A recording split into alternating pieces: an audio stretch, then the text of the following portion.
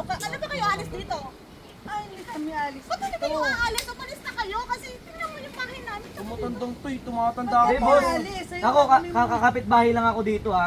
Yung nagpatayo kayo dyan, bago kayo magpatayo dyan, bahay na yung mga yan eh. Kuya, magtanong ka muna kung sino ang may-ari ng lupa na Kaya to. nga po, nakakaawa naman yung matanda o tapos papaalisin ninyo. Saan nyo papatirahin yan? Eh ano kung ano, matagal na kayo, matagal na yan. Eh nagbayad kami, siya Kaya nagbayad nga ko siya po, dyan. isa nabigyan nyo naman lang. Lupa namin to eh. Alam ka nang palisin nyo nang wala lang yan.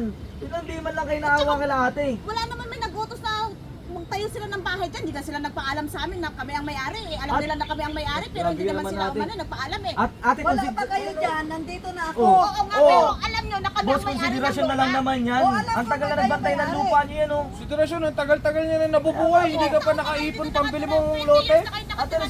Ate, respeto Ano naman ba kasi trabaho matanda ko na yan. para Grabe makaipon naman. ako? Oh, kasalanan namin yun. Nambabasura lang ako.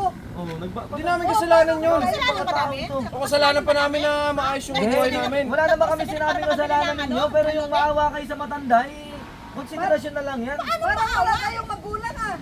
Parang magulang nyo na yun, yung tagal nang nagbantay ng May lupa magulang kami niyan. pero hindi kagaya mo.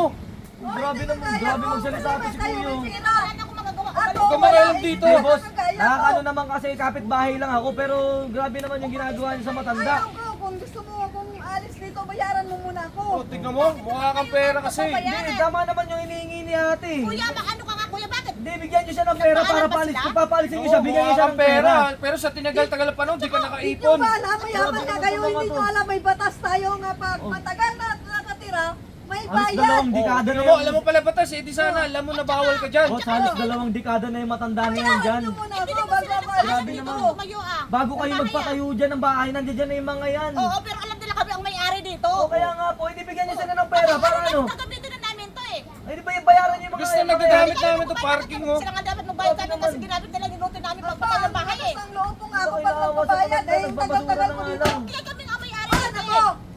Tingnan niyo Itong yung matanda na to. boss, bago kayo mag-ano ng ganyan, dapat Pakialam, baka abutin ka sa akin. Di, boss. Kahit saan tayo nagmamagandang loob lang din ako sa matanda. Reklamo At ka saka doon. wala naman kami sinabi na magpatayo ka dyan ah. At saka alam nila hindi nyo naman lupa to dito ah. Wala pa nga kayo Wala namang dyan, nag-aano nandito na. na ako. O paano wala, ako wala, paalam wala. sa inyo? Abe? Wala namang maangkin ng lupa ninyo. Alam niyo na kami ang may-ari. Dapat nagpaalam kayo sa amin. Pinayagan na nga kayo ng ilang taon na...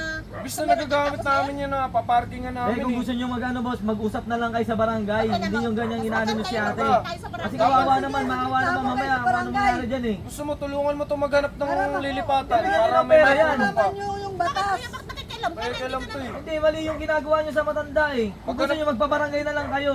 Huwag ka makialam Ano? dito, tulungan mo tuloy to maghanap ng malilipatan. Sa alin nyo? Tulungan mo magano, Sige. balot-balot. Hindi na kayo naawa.